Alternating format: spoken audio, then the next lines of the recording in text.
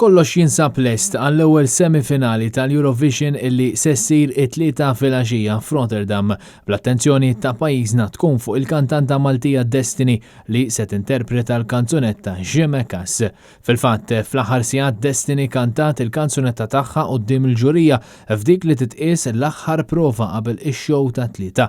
Rehearsal li mhux biss stejn lil Destiny u t-tim tagħha bl-aħħar preparamenti iżda hija prova li fuqha tivvota l-ġurija.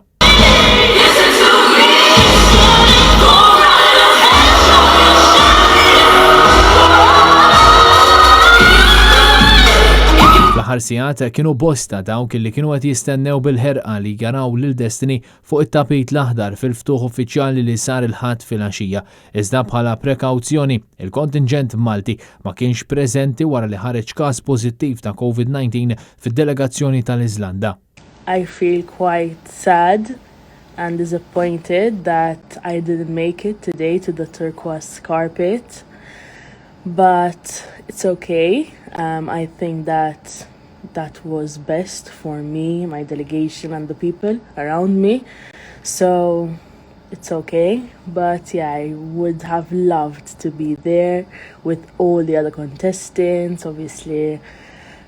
Ħadd mid-delegazzjoni Maltija ma huwa pożittiv għal COVID-19 iżda l-prekawzjoni ttieħdet minħabba li l-Maltin inkluż Destiny jinsabu fl-istess lukanda tal-Iżlanda u l-Polonja. Delegazzjoni oħra li wkoll kienet fl-istess lukanda u allura ma pparteċipax fiċ-ċelebrazzjoni tal-ftuħ hija dik tar-Rumanija. Intant, skont il-kumpaniji tal-betting, Franza m'għadix tokkupa l-ewwel post bħala l-favorita l-Eurovision ta' din is-sena, dan kif il-grupp Taljan Måneskin issa qabeż fil-quċċata ta' din il-lista.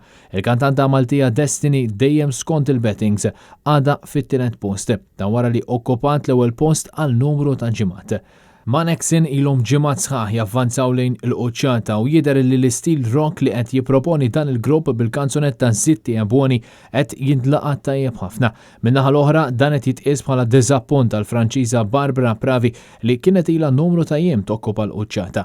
Apparti l-Italja, anke l-Iżlanda u Ċipru qed iżidu fil-popolarità mal-appassjonati tal-Eurovision.